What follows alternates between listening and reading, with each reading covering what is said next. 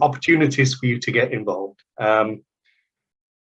Firstly, let me say it is a great honor to be able to present to you today. Thank you to the organizers. And it's particularly a great honor to be able to follow my good friend and colleague, Soichi-san. Next. Really, the essence of genomic data, and it's come primarily from research, and it has been for the last 20, 25 years, very much a global initiative, international growing into a global initiative. But clearly, if we're going to share more and more genomic data, we need interoperable standards. We follow, as many of you, I am sure, do, the FAIR principles and try and make that what we do can live within a FAIR context. We're very focused on interoperable commute. And to get interoperable commute, you clearly need the tools that will make that possible and the data access methods that Soichi-san mentioned. In terms of what makes a good standard, we want a clear and specific specification, one that meets the needs of everyone, is easy to adopt. And I have to say, some of our early efforts were not easy to adopt. You had to have a really good bioinformatics group to be able to adopt some of our early work. We're now trying very hard to improve that. And the standard needs to work as part of a broader ecosystem. So for standards to help, to be useful, they need to be deployed. To be deployed, they need to be built with adoption in mind. It's no good if we just develop standards that will be theoretical. We need to think about that adoption. And to be adopted, we need to check in with people on a multi-user, multi-environment, global basis if we believe we can develop global standards. So I mentioned that that genomics research has been global for decades. Clearly the most significant collaboration was the human genome, but it has not been the only one. We've seen the 1,000 genome projects, and out of that 1,000 genome came things like file formats and agreements to how to approach this large international population study on 5 continents. There has been ICG, in which Japan played a large role. There's been the HapMap project. So on global research, genomic research, a long tradition of international collaboration. To realize the benefits of genomics in health, it's necessary to work globally. And I will say it is much, much harder, for all the reasons Soichi-san's mentioned, to share health data internationally, even sometimes to share health data in the same city than it is to share genomic research data. Collaboration, we believe, is the only way to build the standards and achieve global data sharing. GA4GH was from the beginning constructed to be a global forum. It has been an 8-year struggle to get more and more countries involved, because involvement requires trust. It needs people to commit effort, time, energy. And so building it on a global basis has been a long effort, but it is working. Our GA4GH basic structure is that we've got a large community, probably 400 active contributors, 4,000 supporters, 670 organizational members. But the whole of this community is enabled by the work of host institutions, EBI, Sanger Institute in the UK, the Broad Institute in Massachusetts, the Ontario Institute for Cancer Research, where I worked, and then satellite institutions or host institutions, and the most significant of those will be McGill University, where our regulatory and ethics is done. Increasingly, we've been able to attract funding support, and today we have 7 international funders supporting this work through these host institutions. We also formed last year a not-for-profit, really to be the keystone, to hold the whole thing together, because GFGH and these standards has to live beyond the cycle of a grant or a project. We're not a 5-year project. Hopefully we are a 20, 25-year change agent for interoperability. Our mission, right from the very beginning, was to enable progress in genomic science and human health. It was never just about genomic research, even though that is the background we came from. And particularly it was about developing technical standards, but also framing policy for the responsible sharing of genomic and health-related data.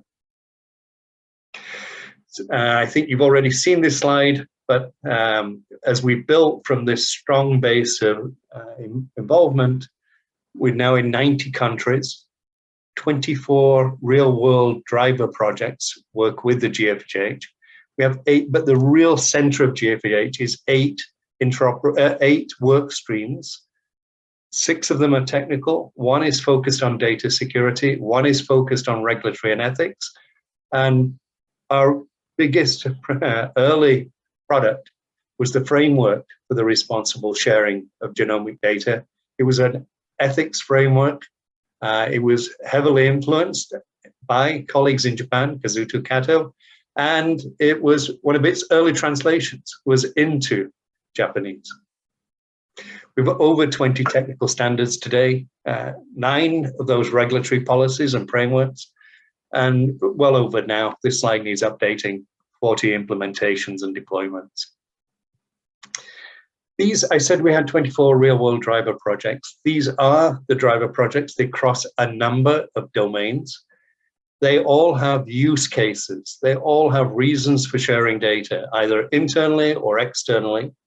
And we work with them to say what standards should we develop. They put in resources if the standard is important to them. And they also are available and willing to implement standards that are relevant to their work. Beyond those 24, though, we know there are over 200, probably well over 250 by now, genomic data sharing initiatives in the world. And so we have to reach beyond these 24 and reach the global community. And we do that partly through our own initiatives, like the Genomics in Health Implementation Forum, and then through external collaborations.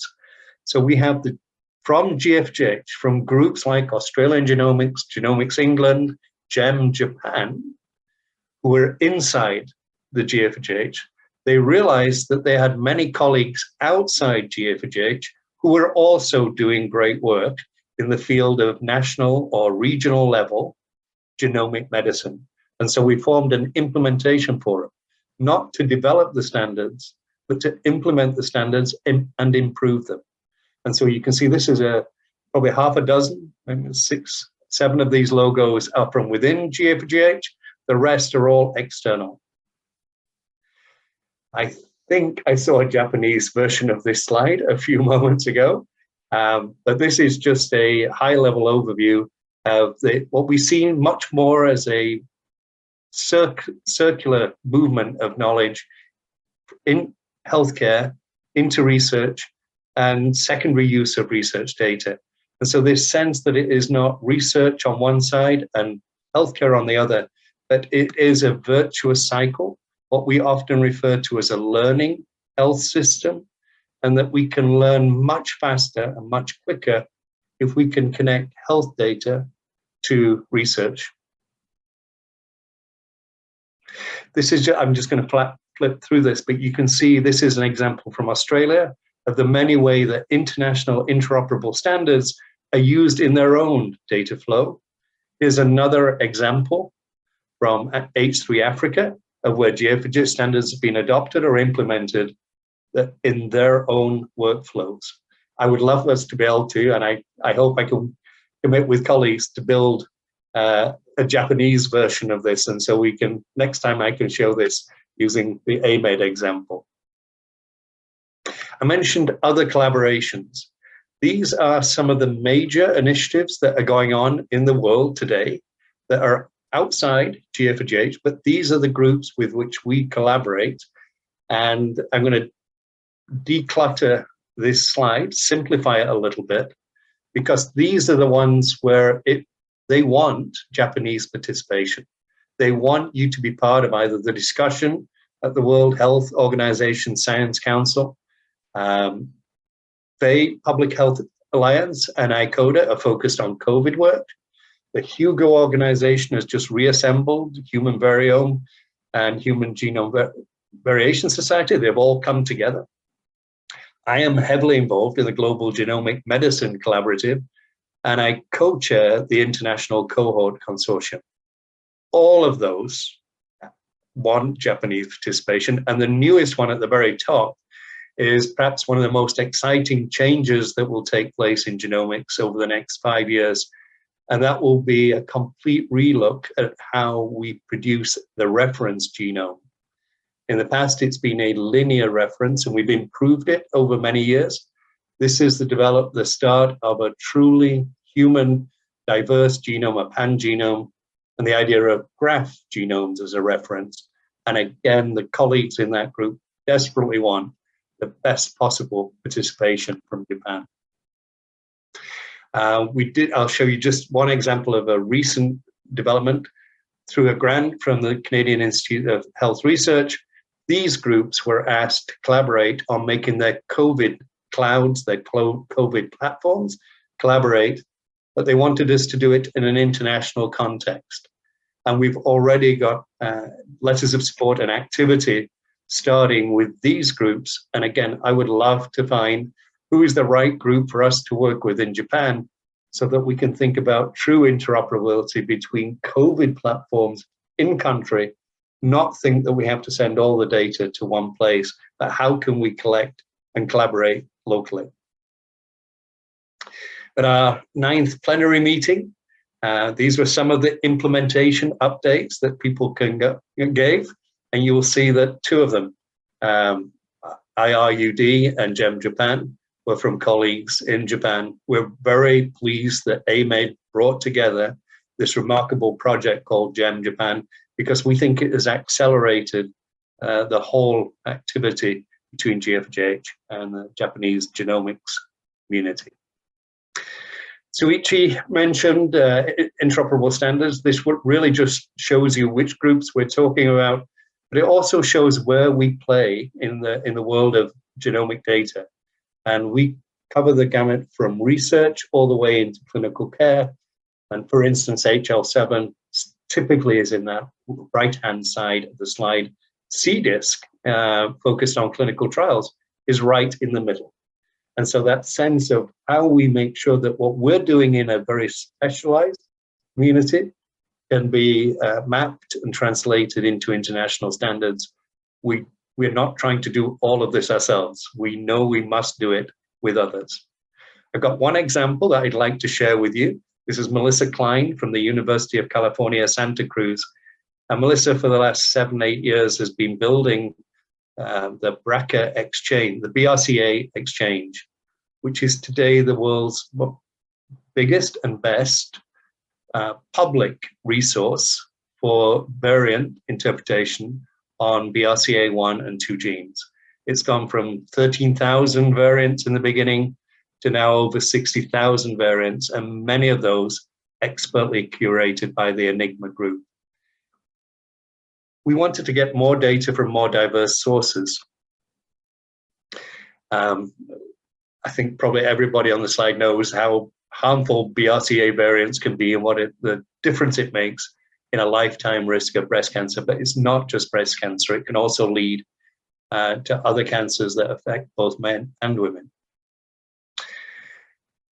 In order to expand that database and make it more representative, there was a proof of concept of this concept of federated data sharing with Biobank Japan. And that this to try and see if a variant is frequent in a continental population, it can change the initial interpretation, particularly on things like variants of unknown significance. So when we know it's there at high frequencies, we can reclassify that variant. there was a large cohort of cancer patients and controls from Biobank Japan, but they cannot be shared directly. So they were shared using a Docker container to analyze the patient cohort for variant co-occurrences, allele frequencies, and then the data from that analysis was shared with the Enigma consortium and the interpretation. So a great example of what Soichi described as data visiting rather than data download. So finding a different way to leave the data in place, but find the results and share the results. I'll give one acknowledgement slide. These are our host institutions I mentioned earlier. These are the funders. We do have other funders, and at the moment, Amazon Web Services and DNA Stack have been key contributors this year. But we're increasingly looking for the idea of don't send money into the GA for GH core, find ways to support this work locally. So we're encouraging people to think of ways in their institution, in their community, in their country, that they can actually participate in this work by investing locally, not by sending money to me in Canada. We do encourage everybody to join one of those 8 work streams. They are open. You do not have to be part of a driver project or a work stream to get involved. I would love to have more organizational members from Japan. We have many today, and get as involved as you possibly can. We are only effective if we can have a global collaboration. And with that, I'm going to hopefully play this video. I may have to adjust some of my settings, but please tell me if you can hear the video.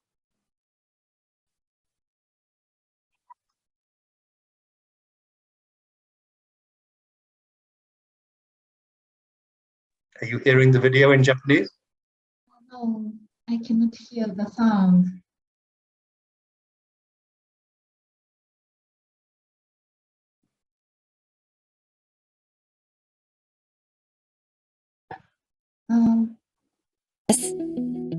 Yes, it's okay. アナだけでなく多くの研究者が世界中のできるだけ多くのデータセットを利用したいと考えています。なぜなら利用できるゲノム情報と医療情報が多ければ多いほど治療に有用な遺伝子変異をより多くより確実に見出せるからです。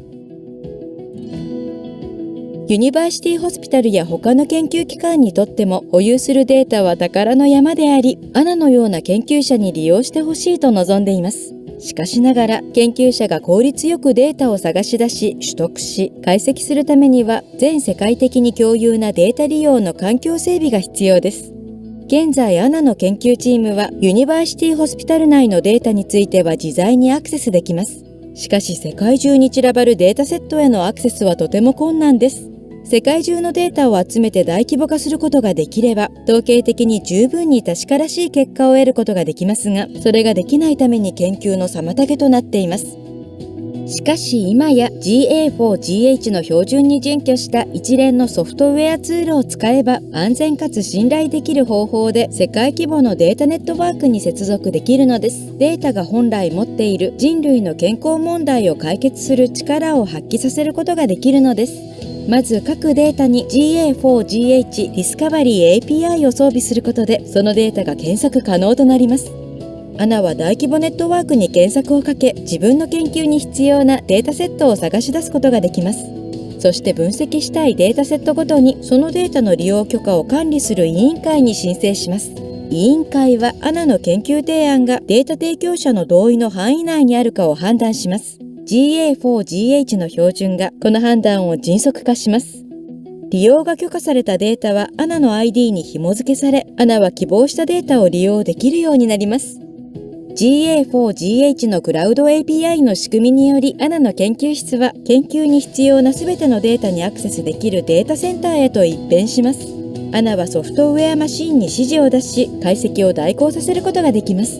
彼女は各ソフトウェアマシンにどこに行ってどのようなデータを解析し、どのような分析ツールを使用するのかといった指示を出します。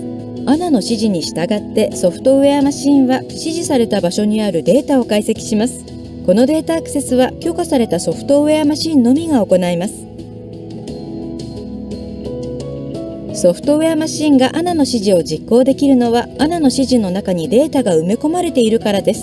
この埋め込み方法は GA4GH のクラウド標準に準拠する世界共通のものです。各ソフトウェアマシンは解析結果を持ち帰り、それらが ANA の研究に取り込まれます。なお、セキュリティ対策のため解析が完了すると、データ管理者はソフトウェアマシンのアクセス権限を停止することになっています。こうして ANA の研究チームは様々な分析結果を組み合わせて治療に有効な遺伝子変異を見出すことができます。世界中のデータセットの相互利用が可能になったことで、これまで届かなかった知見に到達できるのです。ANA は一人の研究者ですが、これはANAだけのお話ではありません。いつの日か世界中のすべての研究者が自室にいながら世界中のデータにアクセスでき、人類の健康と病気に関する多くの知見が次々と明らかになることが我々の希望なのです。Thank you. It's been a great privilege to present, and I hope that was helpful, even though it was a very high-level overview of the world of genomic data sharing.